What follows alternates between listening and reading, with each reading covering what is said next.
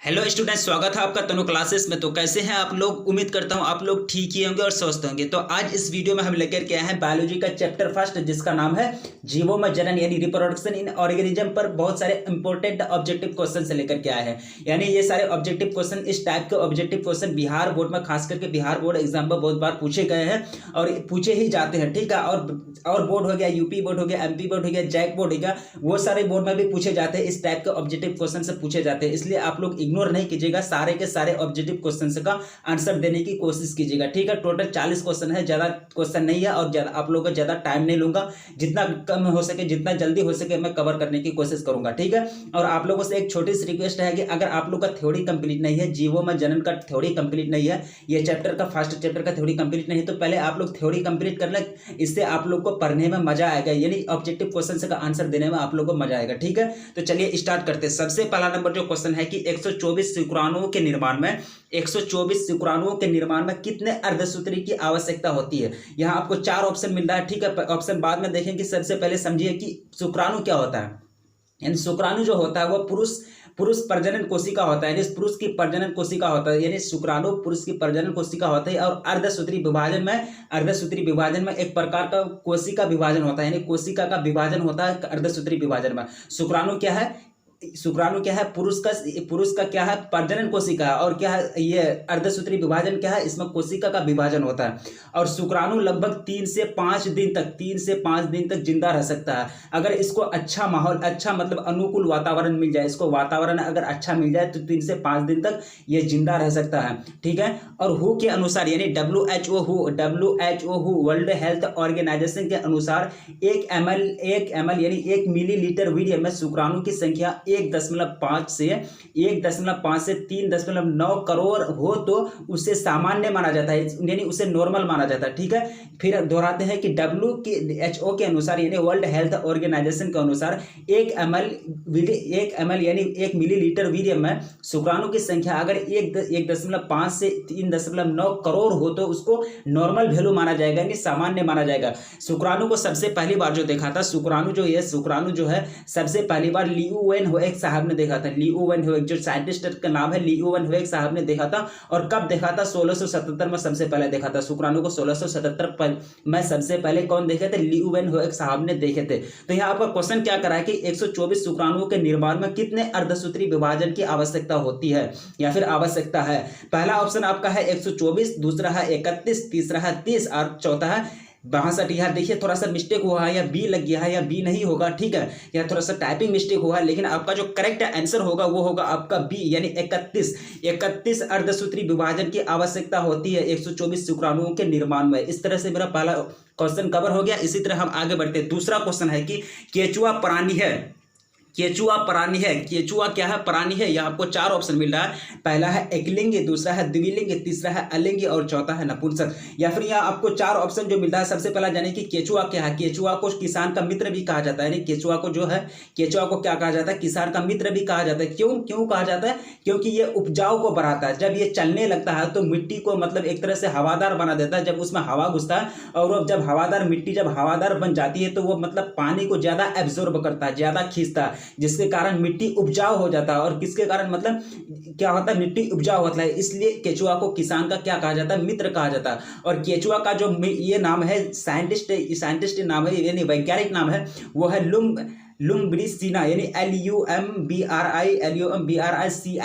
लुम्ब्रिसिना, यानी केचुआ का जो वैज्ञानिक नाम है लुम्ब्रिसिना। और केचुआ को क्या कहा जाता है? किसान का मित्र कहा जाता है। लेकिन ये आपका क्वेश्चन क्या करा है कि केचुआ प्राणी है। पहला एकलिंगी, द्विलिंगी या अलिंगी या फिर नपुंसक, यानी जो आपका करेक्ट आंसर होगा वो होगा आपका बी, यानी द्विलिंगी। केचुआ क्या है? द्विलिंगी प्राणी है। केचुआ क्या है?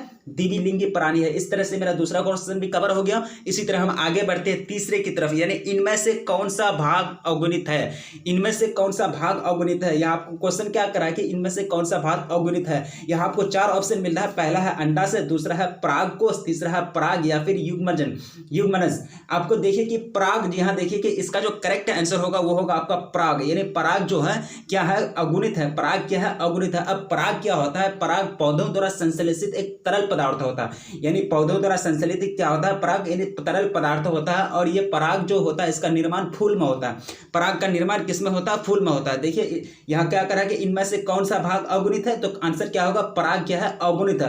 पराग क्या है, एक तरह का संश्लेषित तरल पदार्थ है और ये इसका निर्माण कहाँ होता है, फूल में होता है। इस तरह से तीसरा क्वेश्चन भी कवर हो गया। इसी तरह हम आगे बढ़ते हैं चौथा क्वेश्चन की ओर। इनमें से किसे बंगाल का आतंक कहा जाता है, इनमें से किसे बंगाल का आतंक कहा जाता है। यहाँ देखिए क्वेश्चन क्या करा आपको, बंगाल का आतंक यानी टेरर ऑफ बंगाल, बंगाल का आतंक यानी टेरर ऑफ बंगाल। यहाँ देखिए 4 ऑप्शन मिल रहा है आपको। पहला है बरायोफिल्म, दूसरा है जलकुंभी, तीसरा है अगेव और चौथा है केला। इसका जो करेक्ट आंसर होगा वो होगा आपका जलकुंभी, यानी जलकुंभी को क्या कहा जाता है, बंगाल का आतंक यानी टेरर ऑफ बंगाल कहा जाता है। जलकुंभी को टेरर ऑफ बंगाल क्यों कहा जाता है, देखिए कि जलकुंभी पानी में तैरने वाला एक पौधा होता है। जलकुंभी क्या होता है, पानी में तैरने वाला एक पौधा होता है। इसकी खूबसूरती के कारण यानी जलकुंभी की जो खूबसूरती है उसी के कारण उसको बंगाल में लाया गया था। सबसे पहला कहाँ लाया गया था, बंगाल में लाया गया था। अब आप सोचते होंगे कि बंगाल में कहां से लगाया गया था। देखिए जलकुंभी जो है ये पूर्णतः भारत में नहीं थी, हमारे देश में नहीं थी, ये मूलतः कहां का है, अमेजन का है। जलकुंभी कहां का है, अमेजन आप सुने होंगे, अब जगह का नाम अमेजन का है, यानी अमेजन का कहां है, जलकुंभी कहां का है, अमेजन का। अब इसको सबसे पहले कहां लाया गया, बंगाल में लाया गया। इसी के कारण जलकुंभी को बंगाल का आतंक कहा जाता है। और इसका जलकुंभी का जो वैज्ञानिक नाम होता है वो होता है अकोर्निया क्रोसिप्स। वैज्ञानिक नाम इसका क्या होता है, अकोर्निया क्रेसिप्स इसका वैज्ञानिक नाम होता है। इस तरह से मेरा चौथा क्वेश्चन भी कवर हो गया। इस तरह हम आगे बढ़ते हैं 5वें क्वेश्चन की ओर। इनमें कौन ठहरे हुए पानी में उगकर ऑक्सीजन खींचता है, उठकर या फिर उगकर ऑक्सीजन खींचता है। यहाँ आपको 4 ऑप्शन मिल रहा है। पहला है जलकुंभी, दूसरा है हाइड्रिला, तीसरा है कमल और चौथा है धान। यहाँ आपका जो करेक्ट आंसर होगा वो होगा आपका ए, यानी जलकुंभी क्या होता है कि जलकुंभी उगकर ऑक्सीजन को खींचता है। जलकुंभी क्या करता है, उगकर ऑक्सीजन को मतलब एब्जॉर्ब करता है, खींचता है। इसी तरह हम आगे बढ़ते हैं 6ठा क्वेश्चन की ओर। जब नर और मादा गैमेट में युग्मन जब नर और मादा गैमेट में युग्मन होता है तब क्या कहलाता है, जब नर और मादा गैमेट में युग्मन होता है तब क्या कहलाता है। देखिए आपका जो यहाँ ऑप्शन दिया जा रहा है, पहला है अलैंगिक जनन, दूसरा है लैंगिक जनन, तीसरा है वर्धिकायिक या फिर चौथा मुकुलन। देखिए आपका और कौन सा करेक्ट आंसर होगा, थोड़ा सा सोचिए। आप लोग भी फटाफट मतलब आंसर देने का कोशिश कीजिए, क्योंकि आप लोग जितना जल्दी आंसर देने का कोशिश करेंगे, अगर आपका राइट हो जाएगा तो आपका मनोबल बढ़ेगा और आपका कॉन्फिडेंस भी बढ़ेगा। ठीक है, तो इसका जो करेक्ट आंसर होगा वो होगा बी, यानी लैंगिक जनन इज द करेक्ट आंसर। यानी जब नर और मादा गैमेट युग्मन होते हैं तो क्या कहलाता है, लैंगिक जनन कहलाता है। क्या कहलाता है, लैंगिक जनन कहलाता है। यानी शुक्राणु यानी S प्लस यानी स्पर्म प्लस क्या होगा O, यानी ओवम बराबर क्या देगा, जाइगोट। यानी स्पर्म प्लस ओवम बराबर जाइगोट, S प्लस O बराबर Z, यानी स्पर्म प्लस ओवम बराबर क्या होगा, इक्वल टू क्या होगा, जाइगोट Z। इसमें क्या होता है, किसमें होता है ये फॉर्मूला, यानी लैंगिक जनन में होता है। क्या होता है, लैंगिक जनन में। यानी जब नर और मादा गैमेट युग्मन होता है तो तब क्या कहलाता है, लैंगिक जनन कहलाता है। इसी तरह हम आगे बढ़ते हैं 7वें क्वेश्चन की ओर। मध्य चक्र यानी ओएस्ट्रस साइक्लिस क्या होता है, या फिर मध्य चक्र पाई जाती है, किसमें पाई जाती है। यहाँ आपको 4 ऑप्शन मिल रहा है। पहला है गाय में, दूसरा है भेड़ में, तीसरा है कुत्ता में या फिर इनमें से सभी। अब थोड़ा सा सोचिए किसमें पाई जाती है, मध्य चक्र किसमें पाई जाती है। अब ये एक वर्ड है कि मध्य चक्र क्या होता है। अब किसी को ये समझ में नहीं आता होगा कि मध्य चक्र क्या होता है, ओएस्ट्रस साइकिल से क्या होता है। मैं बता दूं आपको कि मध्य चक्र मतलब एक सामान्य भाषा में पशु का गर्म होना कहते हैं। यानी मध्य चक्र जैसे मानव महिला में मासिक धर्म कितना दिन का होता है, 14 दिन का होता है। ठीक है, मानव महिला में मासिक धर्म में कितना दिन का होता है, 14 दिन का होता है। इसी तरह गाय बकरी भैंस में यानी जानवर में पशु में जो होता है एक होता है मध्य चक्र, यानी इसी का मतलब एक कॉपी होता है मध्य चक्र। यानी जानवर में होने वाला जिस तरह से मानव महिला में मासिक चक्र होता है उसी तरह जानवर में पशु में मध्य चक्र होता है। लेकिन ये आपको क्वेश्चन क्या कर रहा है कि मध्य चक्र पाई जाती है गाय में, पशु में, भेड़ में या कुत्ता में या फिर इनमें से सभी। लेकिन इसका जो करेक्ट आंसर होगा वो होगा आपका डी, यानी इनमें से सभी, यानी मध्य चक्र सब में पाई जाती है। और आम बोलचाल की भाषा में मध्य चक्र को, मतलब जो मध्य चक्र होता है उसको कहता है पशु का गर्म होना भी कहा जाता है, आम बोलचाल की भाषा में उसको पशु का गर्म होना भी कहा जाता है। इस तरह से 7वां क्वेश्चन भी कवर हो गया। इसी तरह हम आगे बढ़ते हैं 8वां क्वेश्चन की ओर। उच्च श्रेणी के पौधों में निषेचन होता है।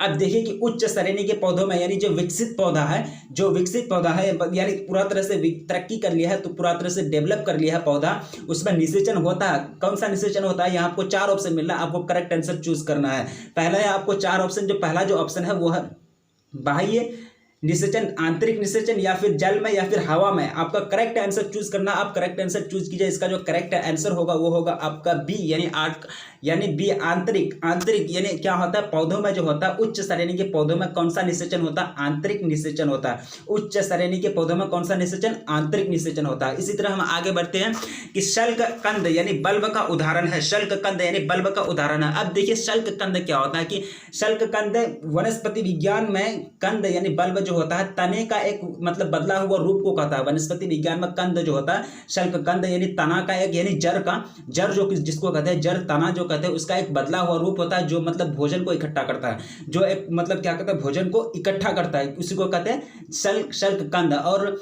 इसका जो सबसे अच्छा उदाहरण है, उसका सबसे अच्छा उदाहरण प्याज को दिया गया है। प्याज यानी प्याज का क्या होता है, मतलब एक तरह के शल्क कंद का उदाहरण है प्याज। लेकिन यहाँ पर आंसर में यह आपको ऑप्शन में भी प्याज दिया है। इस तरह से आपका राइट आंसर कौन सा हो जाएगा? प्याज, यानी शल्क कंद का उदाहरण कौन हो जाएगा? प्याज। शल्क कंद का उदाहरण कौन? प्याज हो जाएगा। ठीक है, इसी तरह से 9वां क्वेश्चन भी कवर हो गया। आगे बढ़ते हैं 10वां क्वेश्चन की ओर। स्तनधारियों में निषेचन कहाँ होता है? स्तनधारियों में निषेचन कहाँ होता है? यहाँ आपको ऑप्शन मिलता है अंडाशय, या फिर वसीय भाग, अंडाशय, वसीय भाग, गर्भाशय। यहाँ आपको 4 ऑप्शन मिल रहा है, अंडाशय, वसीय भाग, गर्भाशय या फिर फैलोपियन नलिका में। लेकिन आपका जो करेक्ट आंसर होगा वो होगा आपका फैलोपियन नलिका में। यानी स्तनधारियों में जो निषेचन होता है वो कहाँ होता है? फैलोपियन नलिका में, यानी फैलोपियन नलिका में होता है निषेचन। अब फैलोपियन नलिका क्या होता है कि फैलोपियन नलिका जो इसकी जो लंबाई होती है वो लगभग 10 सेंटीमीटर होती है। इसकी लंबाई कितनी? 10 सेंटीमीटर होती है फैलोपियन नलिका की, और इसकी मोटाई जो होती है वह 0.5 सेंटीमीटर। इसकी मोटाई 0.5 सेंटीमीटर, लंबाई लगभग 10 सेंटीमीटर और मोटाई 0.5 सेंटीमीटर होती है। किसकी? फैलोपियन नलिका की। स्तनधारियों में निषेचन कहाँ होता है? फैलोपियन नलिका में होता है। इस तरह से मेरा 10वां क्वेश्चन भी कवर हो गया। आगे बढ़ते हैं 11वां की ओर। देखिए कि प्राकृतिक अनिषेक जनन पाया जाता है। प्राकृतिक अनिषेक जनन पाया जाता है, प्राकृतिक अनिषेक जनन पाया जाता है। किसमें पाया जाता है? यहाँ आपको 4 ऑप्शन मिल रहा है। पहला है कि मक्खी में, दूसरा है मधुमक्खी में, दूसरा है मधुमक्खी में, तीसरा है मच्छर में, या फिर इनमें सभी में, या फिर इनमें सभी में। देखिए कि अनिषेक जनन अब क्या होता है कि अनिषेक जनन होता वो जनन होता है जिसमें निषेचन नहीं होता। अनिषेक जनन किसको कहते हैं? जिसमें निषेचन नहीं होता। आपको याद होना चाहिए कि आपका अगर थ्योरी कंप्लीट है तो आपको याद होना चाहिए, आपको पता होना चाहिए कि अनिषेक जनन किसको कहते हैं। अनिषेक जनन सिंपल भाषा में समझिए कि अनिषेक जनन उसको जनन को कहते हैं जिसमें निषेचन की प्रक्रिया नहीं होती है, उसको क्या कहते हैं? अनिषेक जनन कहते हैं। और इसको फिर अनिषेक जनन को दूसरा ये भी नाम से पुकारते हैं, अलैंगिक जनन भी कहते हैं, इसको अलैंगिक जनन भी कहते हैं। लेकिन यहाँ आपका क्वेश्चन है कि प्राकृतिक अनिषेक जनन पाया जाता है। यहाँ आपको 4 ऑप्शन मिला। पहला मधुमक्खी, यहाँ आपको 4 ऑप्शन मिला। लेकिन आपका जो करेक्ट आंसर होगा वो होगा B will be the correct answer. मधुमक्खी में क्या होता है कि अनिषेक जनन पाया जाता है। मधुमक्खी में कौन सा जनन पाया जाता है? अनिषेक जनन पाया जाता है। इसका सीधा सीधा मतलब होता है कि जब मधुमक्खी क्या करता है, जनन करता है, उसमें निषेचन नहीं होता। क्या नहीं होता? निषेचन नहीं होता। इसी तरह हम आगे बढ़ते हैं कि द्वि निषेचन का परिणाम होता है। द्वि निषेचन का परिणाम होता है। अब क्या परिणाम होता है वो आप बताइए। यहाँ आपको तो 4 ऑप्शन दिख रहा है। पहला है कि बीजपत्र, दूसरा है बीजांड काय, तीसरा है भ्रूणपोष, चौथा है भ्रूण। यहाँ जो करेक्ट आंसर होगा वो होगा आपका डी, यानी यहाँ जो करेक्ट आंसर होगा सी होगा भ्रूणपोष। सी इज द करेक्ट आंसर। यानी द्वि निषेचन का परिणाम जो होता है वो क्या होता है? भ्रूणपोष होता है। अब भ्रूणपोष क्या होता है कि द्वि निषेचन के फलस्वरूप भ्रूणपोष का निर्माण होता है। द्वि निषेचन के फलस्वरूप, यानी द्वि निषेचन जब बनता है, द्वि निषेचन जब डन होता है, इसकी क्रिया जब डन होती है, उसके फलस्वरूप उसका जो रिजल्ट निकलता है वो भ्रूणपोष निकलता है। अब भ्रूणपोष क्या है कि भ्रूणपोष जो होता है वो भ्रूण को मतलब भोज्य पदार्थ उपलब्ध कराता है। भोज्य पदार्थ कौन उपलब्ध कराता है? भ्रूणपोष को। भ्रूण यानी भ्रूण को कौन उपलब्ध कराता है?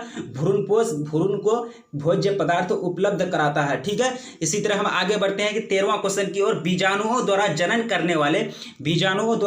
करने वाले पौधे जैसे मोर्स फर्न सामान्यतः किस समूह में रखे जाते हैं? किस समूह में रखे जाते हैं? ठीक है, यहाँ आपको 4 ऑप्शन मिल रहा है। पहला है स्प्रोफाइट्स, दूसरा है थाइलोफाइट्स, तीसरा है क्रिप्टोगैम्स, चौथा है ब्रायोफाइट्स। लेकिन आपका करेक्ट आंसर कौन सा होगा आप थोड़ा सा चूज कीजिए, आप थोड़ा सा भी दिमाग लगाइए। अगर आपका दिमाग मतलब आप अगर करेक्ट आंसर चूज कर लेते हैं हमसे पहले तो आपका ये समझ लीजिए कि आपका थ्योरी कंप्लीट है, आपका मनोबल बढ़ रहा है और आपका इसके साथ साथ कॉन्फिडेंस भी बढ़ रहा है। ठीक है, इस तरह से आपका जो 13वां नंबर का जो क्वेश्चन में 13वां नंबर का जो आंसर होगा वो होगा आपका सी, यानी क्रिप्टोगैम्स है। यानी क्रिप्टोगैम्स क्या होता है? बीजाणुओं द्वारा जनन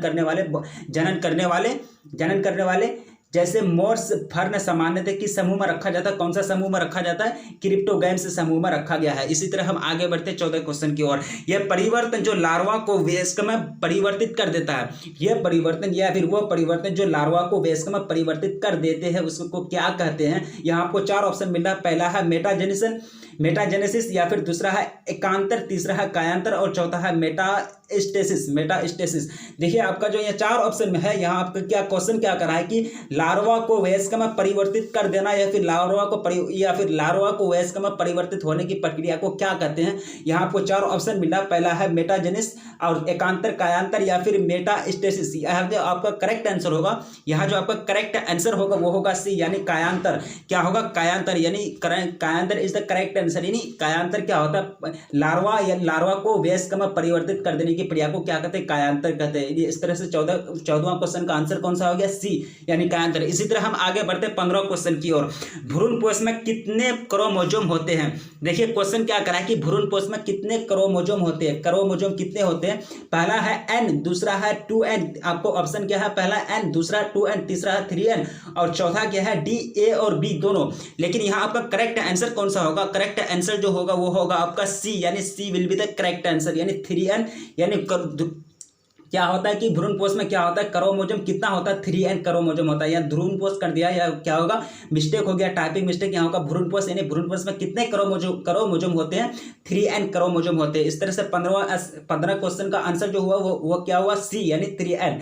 इसी तरह हम आगे बढ़ते हैं 16वां क्वेश्चन की ओर। जब संतति की उत्पत्ति एकल जनक द्वारा होती है तब यह कहलाता है। अब क्या कहलाता है? ये आपको 4 ऑप्शन मिला। पहला है लैंगिक जनन, दूसरा है अलैंगिक जनन, तीसरा है ए और बी दोनों, चौथा है आंतरिक निषेचन। यहाँ आपको 4 ऑप्शन जो मिल रहा है, 4 ऑप्शन में से कौन सा करेक्ट होगा वो आप चूज कीजिए। पहला है लैंगिक, अलैंगिक, ए और बी या फिर आंतरिक निषेचन। इसका जो करेक्ट आंसर होगा वो होगा आपका बी, यानी 16वां नंबर का जो करेक्ट आंसर होगा वो होगा आपका बी, यानी अलैंगिक जनन। जब संतति की उत्पत्ति एकल जनक द्वारा होता है, एकल जनक यानी एक ही मतलब जनक, एक ही मतलब वस्तु या फिर एक ही जनक मतलब भाग लेता है उसमें, जिस जनन में, उसको क्या कहते हैं? अलैंगिक जनन। इस तरह से 16वां क्वेश्चन का आंसर कौन सा हो गया? बी, यानी अलैंगिक जनन। इसी तरह हम आगे बढ़ते हैं 17वां क्वेश्चन की ओर। इसी तरह के आगे बढ़ते हैं 17वां क्वेश्चन की ओर। इनमें से कौन नर युग्मक से संयोजन कर भ्रूणपोष बनाता है? यहाँ देखिए आपको इनमें से कौन नर युग्मक से संयोजन कर भ्रूणपोष बनाता है? यहाँ आपको 4 ऑप्शन मिल रहा है। पहला है अनिषेचित अंड, या फिर दूसरा है सहायक कोशिका, तीसरा है एंटीपोल्स या फिर द्वितीयक केंद्रक। यहाँ जो आपको करेक्ट आंसर आपको चूज करना है, क्या कौन सा करेक्ट आंसर होगा? क्वेश्चन है कि इनमें से कौन नर युग्मक से संयोजन कर भ्रूणपोष बनाता है? कौन नर युग्मक से संयोजन कर भ्रूणपोष बनाता है? आपका जो करेक्ट आंसर होगा वो होगा द्वितीयक केंद्र। कौन सा आंसर होगा? द्वितीयक केंद्र मिलकर के नर युग्मक से संयोजन कर भ्रूणपोष बनाता है, यानी द्वितीयक केंद्र नर युग्मक से संयोजन कर भ्रूणपोष बनाता है। इस तरह से हो गया। आगे बढ़ते हैं। स्तनधारी के शुक्राणु के मध्य भाग में क्या पाया जाता है? स्तनधारी के शुक्राणु के मध्य भाग में, यानी स्तनधारी के शुक्राणु के मध्य भाग में क्या पाया जाता है? केंद्रक पाया जाता है, राजधानी पाया जाता है, माइटोकॉन्ड्रिया पाया जाता है या फिर सेंट्रियोल पाया जाता है? देखिए आपका 4 ऑप्शन मिल रहा है। केंद्रक, यहाँ आपको 4 ऑप्शन है, केंद्रक, राजधानी, माइटोकॉन्ड्रिया या फिर सेंट्रियोल। यहाँ जो 18 नंबर का जो आपका करेक्ट आंसर होगा वो होगा आपका mitochondria. Mitochondria is the right answer, यानी स्तनधारी के शुक्राणु के मध्य में, मिडिल में, उसका बीच में क्या पाया जाता है? माइटोकॉन्ड्रिया पाया जाता है। ठीक है, इसी तरह आगे बढ़ते हैं। चमगादड़ द्वारा परागण कहलाता है। चमगादड़ द्वारा परागण को क्या कहते हैं? चमगादड़ द्वारा परागण क्या कहलाता है? अब यहाँ थोड़ा सा सोचिए। 4 ऑप्शन आपको मिल रहा है। आर्नोथोफिली या फिर एंटीमोफिली या फिर क्रिप्टोटेरियोफिली या फिर हाइड्रोफिली। आपको 4 ऑप्शन मिल रहा है। पहला ऑप्शन है कि पहला क्या है? आर्नोथोफिली, दूसरा है एंटोमोफिली या फिर तीसरा जो है कीरोप्टेरोफिली। इसमें थोड़ा सा पढ़ने में दिक्कत हो रहा है कि कीरोप्टेरोफिली या फिर हाइड्रोफिली। यहाँ आपका करेक्ट आंसर जो होगा 19 का वो होगा आपका सी, यानी कीरोप्टेरोफिली। आपका करेक्ट आंसर कौन सा होगा? सी, यानी कीरोप्टेरोफिली, यानी चमगादड़ द्वारा परागन होता है, कीरोप्टेरोफिली में होता है। ठीक है, इसी तरह आगे बढ़ते हैं 20वां क्वेश्चन की ओर। जनक समान जीव प्राप्त होता है। जनक समान यानी जनक के बिल्कुल हूबहू जीव किस में प्राप्त होता है? बीज से होता है, या फिर युग्मनज से होता है, या फिर युग्मकों से होता है, या फिर विखंडन से होता है। यहाँ आपको 4 ऑप्शन मिल रहा है, बीज से, युग्मनज से, युग्मकों से, या फिर विखंडन से। आपका जो करेक्ट आंसर होगा वो होगा आपका डी, यानी विखंडन से। क्या होता है कि जनक के समान यानी जनक के हूबहू सेम उसी के टाइप यानी सेम उसी के जैसा क्या होता है? जनक के समान जीव प्राप्त होता है। किससे? विखंडन से प्राप्त होता है। इस तरह से 20 का आंसर कौन सा हो गया? डी। इसी तरह हम आगे बढ़ते हैं 21 की ओर की द्विखंडन किसमें पाया जाता है? यानी द्विखंडन किसमें पाया जाता है? अमीबा में, पैरामीशियम में, जलकुंभी में, या फिर अमीबा तथा पैरामीशियम दोनों में किसमें पाया जाता है? करेक्ट आंसर चूज कीजिए। आप लोग भी थोड़ा सा दिमाग लगाइए। अगर आप लोग थोड़ा सा आंसर पहले से सोच लेंगे तो आप लोग का मनोबल भी बढ़ेगा। पहला क्या है? अमीबा में, पैरामीशियम में, जलकुंभी में, या फिर अमीबा तथा पैरामीशियम में। लेकिन इसका जो करेक्ट आंसर होगा वो होगा आपका लास्ट ऑप्शन डी, अमीबा तथा पैरामीशियम दोनों में होता है। ठीक है, द्विखंडन जो पाया जाता है अमीबा तथा पैरामीशियम दोनों में पाया जाता है। ठीक, इसी तरह 21 का आंसर कौन सा हो गया? डी। इसी तरह हम आगे बढ़ते हैं 22वां क्वेश्चन की और 22वां क्वेश्चन में यह है कि मुकुलन यानी बडिंग द्वारा जनन किसमें होता है? मुकुलन यानी बडिंग द्वारा जनन किसमें होता है? पहला ऑप्शन है आपका यीस्ट में, दूसरा है म्यूकर में, तीसरा है पाइनस में, या फिर चौथा फर्न में। आपका बुडिंग यानी बडिंग जो आप पढ़े हैं कि मुकुलन, आप जो थ्योरी में पढ़े हैं, थ्योरी में जो मुकुलन पढ़े हैं, मुकुलन द्वारा जनन किसमें पाया जाता है? आपको यहाँ 4 ऑप्शन मिल रहा है, यीस्ट में, म्यूकर में, पाइनस में, या फिर फर्न में। आपका जो करेक्ट आंसर होगा वो होगा आपका यीस्ट में, यानी yeast is the correct answer. A will be the correct answer. यानी मुकुलन द्वारा जनन किसमें होता है? यीस्ट में होता है। मुकुलन द्वारा जनन किसमें होता है? यीस्ट में होता है। इसी तरह हम आगे बढ़ते हैं, कोनिडिया का निर्माण किसमें होता है? यानी 23वां क्वेश्चन की ओर बढ़ते हैं। जो 23वां क्वेश्चन में आपको सवाल पूछा जा रहा है कि कोनिडिया का निर्माण किसमें होता है?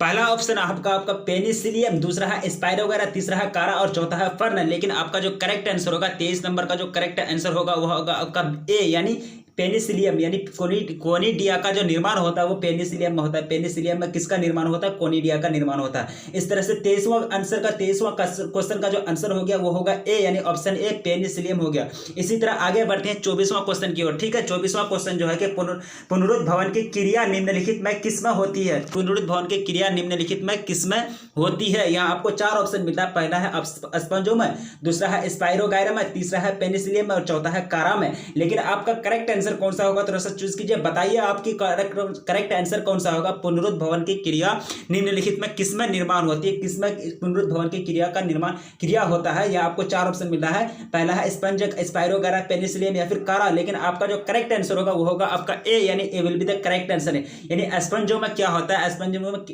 में पुनरुद्भवन की क्रिया होती है।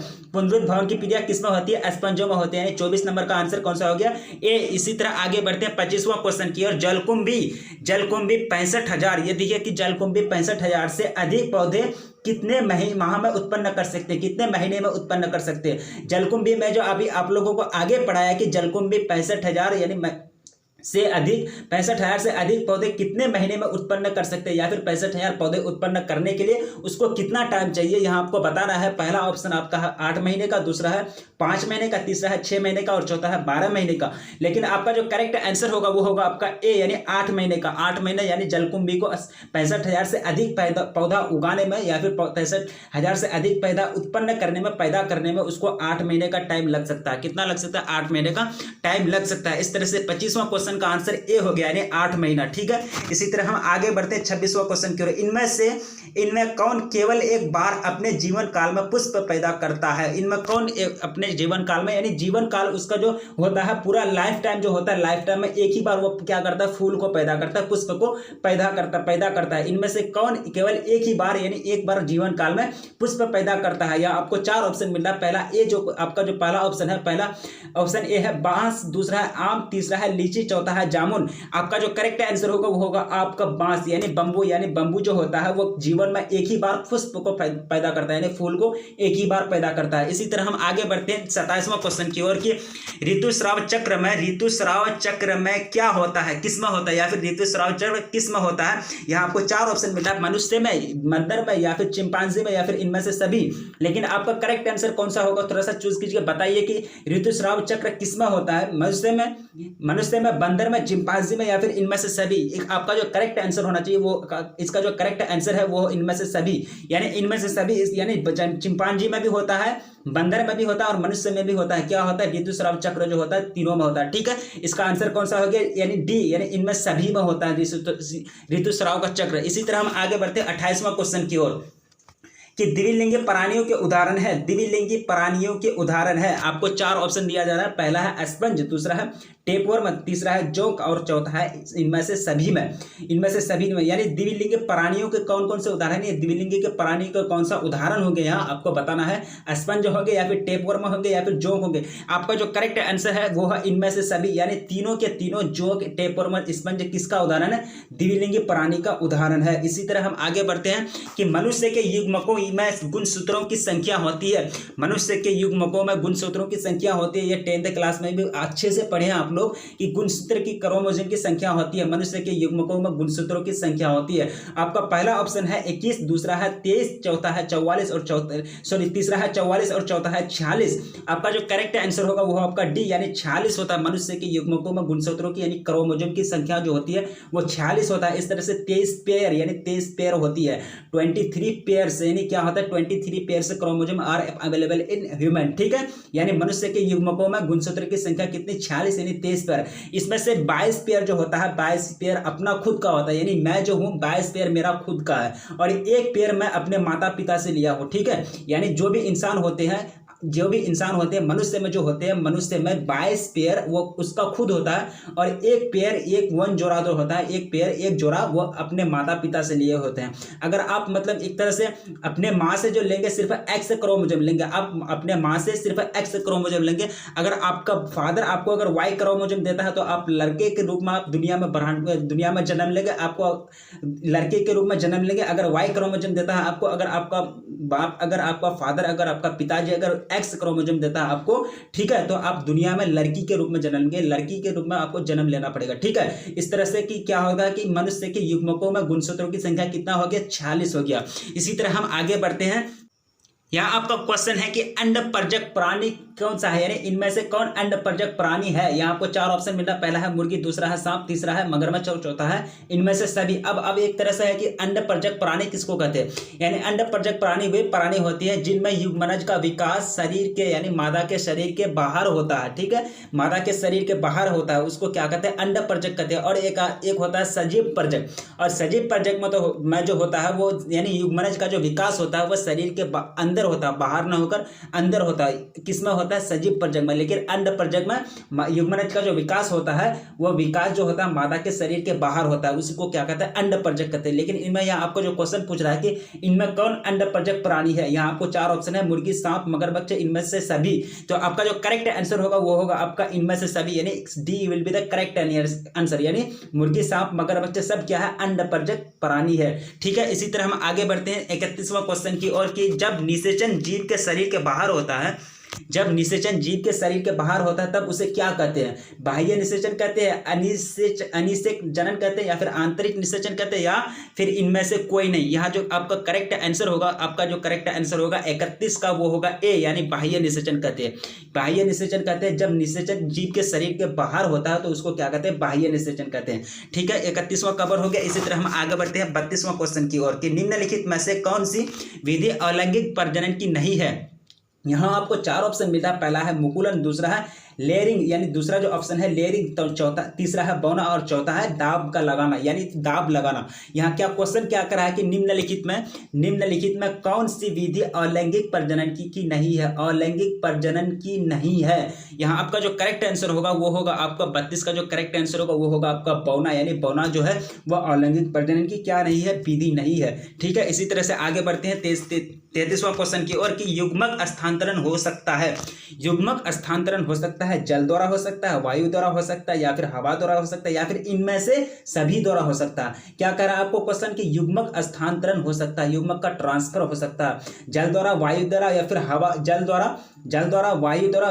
वायु और यहाँ जो थोड़ा सा ये मिस्टेक हुआ है कि वायु और हवा में ज्यादा अंतर नहीं है, ऑप्शन दूसरा यहाँ था। ठीक है, लेकिन यहाँ आपको 4 ऑप्शन मिला। पहला है कि जल द्वारा या फिर वायु द्वारा, इसकी जगह कुछ और होता, हवा द्वारा या फिर इनमें से सभी। लेकिन आपको यहाँ जो करेक्ट आंसर है वो आपका इनमें से सभी, यानी इनमें से सभी सभी यानी तीनों के तीनों द्वारा क्या होता है, युग्मक का स्थानांतरण होता है। यानी 33 का आंसर कौन सा हो गया, डी, यानी इनमें से सभी। इसी तरह हम आगे बढ़ते हैं 34वां क्वेश्चन की ओर कि निम्न में से कौन सजीव पर्जक नहीं है। सजीव पर्जक मैं आप लोगों को बताया अभी कि सजीव पर्जक नहीं है। सजीव पर्जक में क्या होता है कि मादा के यानी युग्मनज के जो विकास होता है वो मादा के शरीर के अंदर होता है सजीव पर्जक में, ठीक है। लेकिन यह आपको क्या क्वेश्चन पूछ रहा है कि सजीव पर्जक नहीं है, मतलब इसमें से सारे चारों की एक, मतलब तीनों के तीनों सजीव पर्जक हैं और एक नहीं, आपको चूज करके निकालना है कौन सजीव पर्जक नहीं है। लेकिन यह आपको 4 ऑप्शन मिला, पहला है कि मुर्गी, यानी दूसरा है गाय, तीसरा है बकरी और चौथा है मनुष्य।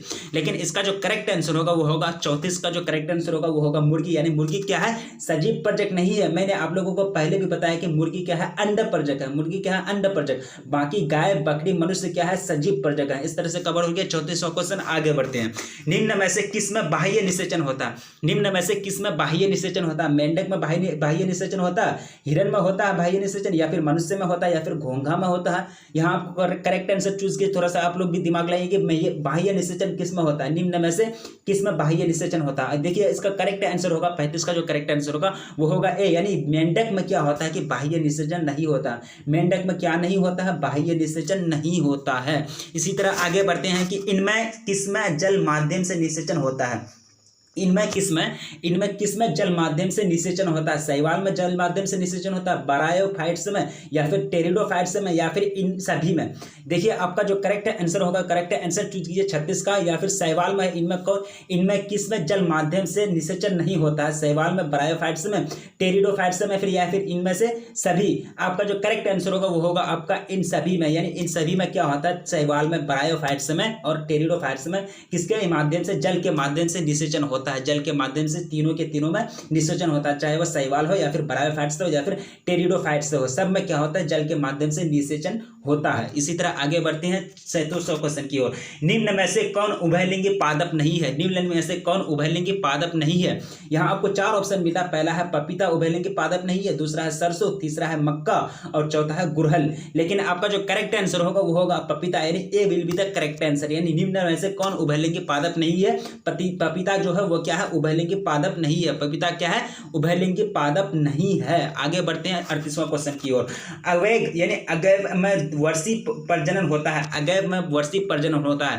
पहला ऑप्शन आपको मिलता है कि बुलबिल द्वारा, शकर द्वारा, स्टोलन द्वारा या फिर राइजोम द्वारा। लेकिन इसका जो करेक्ट आंसर होगा वो होगा आपका ए, यानी A will be the correct answer. बुलबिल द्वारा क्या होता है कि अवैध में वर्षी प्रजनन द्वारा होता है। यानी वर्षी प्रजनन किस में होता है, बुलबिल द्वारा होता है। बुलबिल क्या होता है, बुलबिल में क्या होता है कि बुलबिल द्वारा क्या होता है, वर्षी प्रजनन होता है। इस तरह से 38वां क्वेश्चन भी कवर हो गया। आगे बढ़ते हैं 39वां क्वेश्चन की ओर।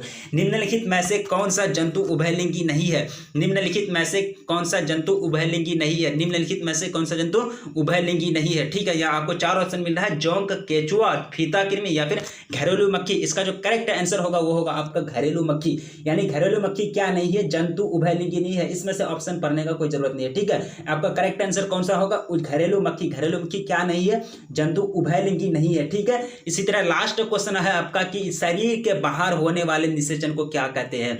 यानी शरीर के बाहर, बॉडी के बाहर होने वाले निषेचन को क्या कहते हैं। ये थोड़ा सा लास्ट क्वेश्चन है और आप लोग इसको देखिए कि शरीर के बाहर होने वाले निषेचन को क्या कहते हैं। यहाँ आपको 4 ऑप्शन मिलता है, पहला है कि इन विट्रो, दूसरा है इन विवो और तीसरा है ए और बी दोनों और चौथा है इनमें से कोई नहीं।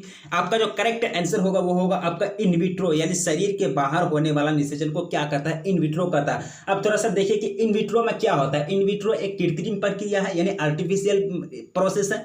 आर्टिफिशियल प्रोसेस है, कृत्रिम प्रक्रिया है। और इस प्रक्रिया में इन विट्रो में जो होता है, इन विट्रो में किसी महिला के अंडाशय से अंडा निकालकर, किसी महिला के अंडाशय से अंडा निकालकर उसका संपर्क द्रव्य के माध्यम से, यानी कि उसका संपर्क द्रव्य के माध्यम से शुक्राणु से कराया जाता है। किसी महिला के अंडाशय से अंडा निकाल करके किसी द्रव्य ले लिया, कोई पात्र ले लिया, कोई बर्तन ले लिया, उसमें अंडा से डाल दिया और उसमें शुक्राणु भी डाल दिया और उसमें एक द्रव्य डाल दिया, कोई केमिकल द्रव्य डाल दिया।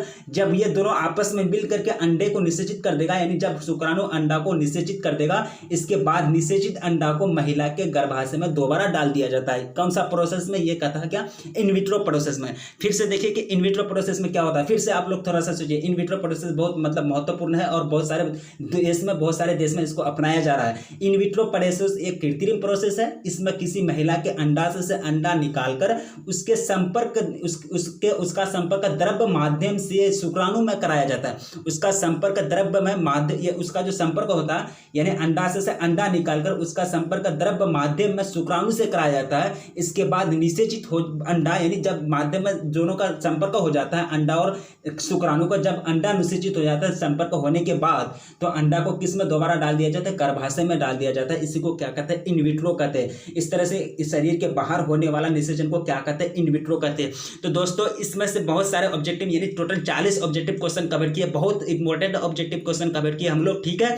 और इसमें से कोई ऑब्जेक्टिव क्वेश्चन इग्नोर करने की बात नहीं है, सब इंपॉर्टेंट है। इसी तरह से आपको बोर्ड एग्जाम में पूछे जाएंगे, ठीक है, चाहे वो कोई भी बोर्ड हो, खास करके बिहार बोर्ड में सबसे ज्यादा, एमपी बोर्ड हो, यूपी बोर्ड हो, या फिर जैक बोर्ड हो, या फिर झारखंड या फिर कोई भी बोर्ड हो, ठीक है, इसमें से आपको पूछे जाएंगे। बहुत इंपॉर्टेंट क्वेश्चन है, इसलिए आप लोग इग्नोर नहीं कीजिएगा, सबके सब इंपॉर्टेंट क्वेश्चन को नोट करते हुए चलिएगा, कॉपी में नोट कीजिएगा, ऐसे पढ़ के नहीं छोड़िएगा, ठीक है। अगर पढ़ के छोड़ दीजिएगा तो फिर आप लोगों को ज़्यादा याद नहीं रहेगा, फिर आगे अगर छोड़ दीजिएगा देख करके आगे नोट बनाएंगे तो आगे आपके पास ज़्यादा टाइम नहीं होगा। टाइम कब निकल जाए, कैसे निकल जाता है टाइम एग्जाम टाइम में, ये भी आपको पता नहीं चलेगा। इसलिए आप लोग अभी से नोट बनाते हुए चलिए, ठीक है, अच्छा रहेगा। और मैं आप लोगों से एक रिक्वेस्ट करता हूँ कि आप लोग कमेंट कीजिए और वीडियो को लाइक कीजिए और थोड़ा सा चैनल को मतलब एक तरह से शेयर कीजिए, क्योंकि बार बार कहना भी ठीक नहीं होता, चैनल को शेयर कीजिए थोड़ा सा। और क्योंकि चैनल जब ग्रो करेगा, जब चैनल ग्रो कर लेगा तो मैं इसमें लाइव आकर के पढ़ाऊंगा, थोड़ा सा इसमें कमी है, ठीक है, इसमें लाइव आकर के पढ़ाऊंगा, वो कमी को आप लोग आसानी से दूर कर सकते हैं। आप लोग कमेंट कीजिए और क्या आप लोगों को पढ़ाई का मेथड कैसा लगा,